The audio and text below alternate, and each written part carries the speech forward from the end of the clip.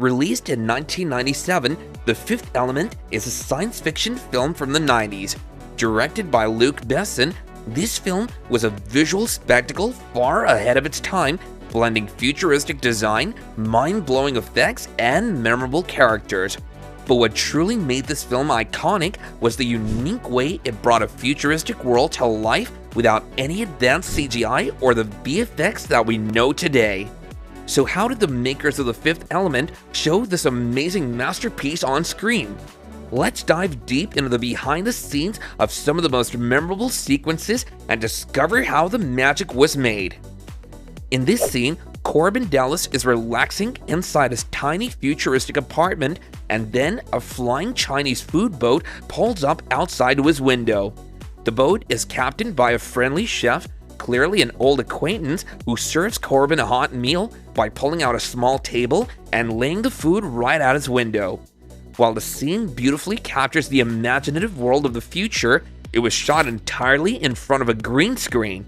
The boat you see in the film was a real custom-modified prop designed specifically for the shoot. The scene where it floats outside the window was filmed on set with a green backdrop. To simulate the boat's movement as it flies away, the filmmakers mounted it on a massive gimbal system. This allowed for precise movements of the boat, mimicking flight and turbulence. Later in post-production, the background was digitally replaced with the futuristic cityscape of New York in the 23rd century. The result was a seamless blend of practical ingenuity and digital enhancement, giving us one of the film's most charming moments. Next up, one of the most iconic sequences in the film is Corbin Dallas's flying taxi. To bring this on screen, the filmmakers constructed a full-sized model of the taxi, which they suspended on a rig system in the studio using gimbals. This setup allowed the vehicle to tilt, sway, and fly realistically while the background was shot entirely against a green screen. Interior and close-up shots of the taxi, especially with Lilo, were also captured using the same life-sized model. As seen in the behind-the-scenes clips, the crew carefully coordinated these shots to match the dynamic movement required, while post-production replaced the green screen with an expansive view of the futuristic city and its buzzing traffic. But how exactly was the sprawling futuristic city brought to life on the screen back in 1997, since CGI was still in its early stages and wasn't as dominant or advanced as it is today? For this, the filmmakers heavily relied on physical miniatures combined with digital enhancements. They went old school and crafted miniature models of futuristic cities, towering buildings, and traffic systems. These miniatures were filmed with painstaking precision and enhanced later with basic digital compositing. Behind-the-scenes images show these models of the city and buildings. It was a perfect marriage of model-making artistry and emerging digital technology, a blend that helped The Fifth Element age like fine wine. One of the film's most jaw-dropping scenes comes when Lilo escapes from a government facility confinement and jumps from a skyscraper, free-falling through the air before crashing into Corbin's taxi. To pull this off, the production team built a physical set for the top section of the skyscraper with ledges and panels. Actress Milla Jovovich stood on this elevated section before leaping onto the green screen safety pad placed just below. Everything behind her, city skyline, flying cars, and depth, was added digitally in post. But the physical performance and practical set grounded the scene in realism, making the daring leap feel all the more thrilling. At the beginning of the movie, we're introduced to the Mondashawans, ancient alien protectors who arrive in Egypt aboard a massive airship, bringing with them the 4 elemental stones and the 5th element.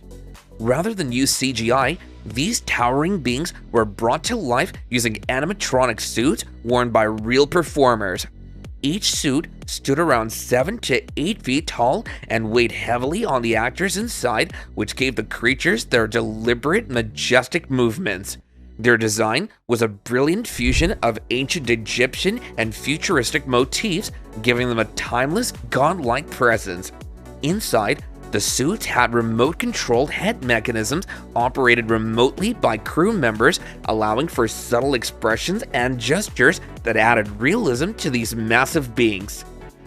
Next, we shift to a darker, tech-driven moment when Jean-Baptiste Emmanuel Zorg, played by Gary Oldman, shows off his devastating multifunctional weapon, the Zorg ZF-1. The multifunctional gun used on set was a detailed practical prop, complete with pre-installed lights and sound effects.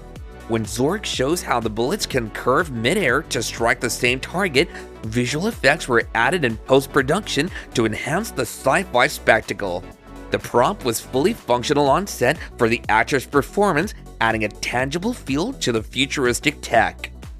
In the film, those snarling reptilian mercenaries Mangalores were another showcase of incredible practical effects. Instead of CGI, the creatures were portrayed by actors who wore full-body latex suits paired with animatronic masks that controlled facial expressions and mouth movements via remote control. The heavy rubber suits limited the actress's mobility, which unintentionally added a jerky, animalistic quality to the aliens' behavior. And finally, we arrive at the explosive climax of the film, where Diva Plavalaguna performs her operatic masterpiece while chaos erupts around her. As she sings, Corbin engages in a high-intensity battle with the Mangalores in and around the theater. In these behind-the-scenes clips, you can see that much of this sequence was filmed practically using real sets, practical explosions, and staged fight choreography. Multiple cameras and microphones were set up in advance to capture the dynamic action and audio.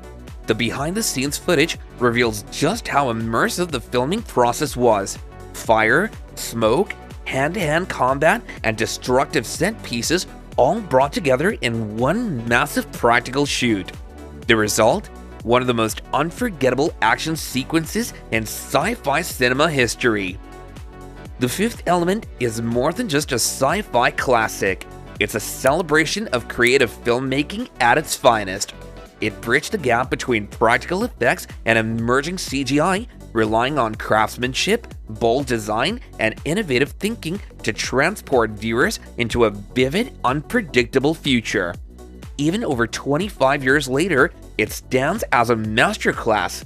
But what do you think about this movie and its making? Let us know in the comments section down below.